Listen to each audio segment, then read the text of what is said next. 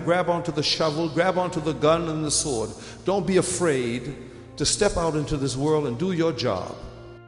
This is Imam Abdullah Faaruuq in his sermon urging congregants to grab onto the gun and the sword. He is a senior leader in the Boston Muslim community and represents the Muslim American Society's Islamic Cultural Center in the Roxbury neighborhood of Boston.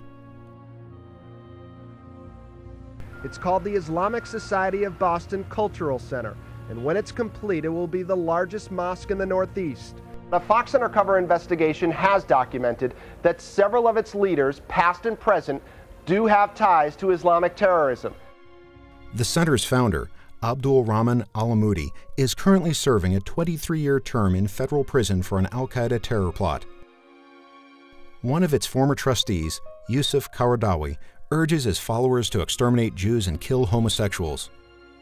One of its current trustees, Walid Fatahi, wrote in Arabic newspapers that Jews are the rapists of the worshippers of Allah and should be scourged. The most recently added trustee, Jamal Badawi, promotes wife-beating and demands that Muslims establish Sharia Islamic law wherever they live. The organization that runs the Islamic Center, the Muslim American Society, has been labeled by federal prosecutors as the overt arm of the Muslim Brotherhood, the global radical Islamic group that gave birth to Hamas and al-Qaeda. Most of the money used to finance the center came from Saudi Arabia, and some had terrorist connections. A significant amount was contributed by the city of Boston, when Mayor Menino agreed to donate the land in Roxbury valued at over $2 million for a fraction of its worth. Critics of the center warned that its leaders would use it to radicalize Boston's historically moderate Muslim community.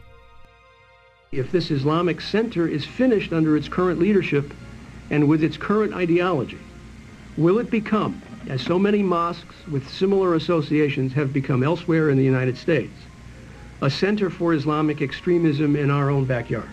Will it become, in fact, a jihad academy? They please the non-Muslims by saying, Islam is the religion of peace, and quote the verses, but do not mention what in their secret culture, they in their own communities, their own mosque, teach the hadith of I am commanded to fight all the people. Despite the controversy regarding its radical leadership, civic leaders gave the mosque their blessing. To celebrate the opening of the Islamic Cultural Center. The Islamic Center was officially opened in 2009, and since then, several high-profile terrorism plots have been linked to its members and leaders.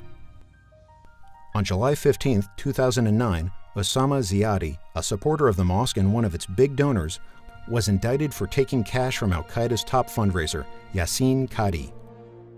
In October, 2 young Muslim men from Greater Boston were indicted in plots to murder shoppers in local malls. One is the son of the Islamic Center's vice president, Abdul Badi Abu Samra. And in February, Afia Siddiqui, a friend of Imam Faaruuq and a member of his mosque, was convicted of trying to murder FBI agents in Afghanistan while shouting, "Death to America." Siddiqui is informally known in the counterterrorism community as the Grey Lady of al-Qaeda. Shortly after Afia's conviction, Imam Faaruuq delivered this sermon urging the congregation to support her. I brought some papers tonight that I'm going to ask if I could give out regarding a woman who is presently suffering, this woman Afia Sadiq. After they're finished with Afia, they're going to come to your door if they feel like it. You know, this Patriot Act permits them to come anywhere they want at any time.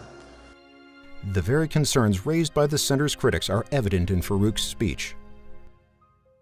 And why should you not struggle, fight if you have to, in the way of Allah, when those who are weak amongst you from amongst and ill-treated and oppressed, it adds here, this is an oppressed, men and women and children whose cry is, "Our Lord, rescue us from this town whose people are oppressors." And if you help the cause of Allah, He will help you. So there's a word, shaja'ah. What does shaja'ah mean? It means bravery.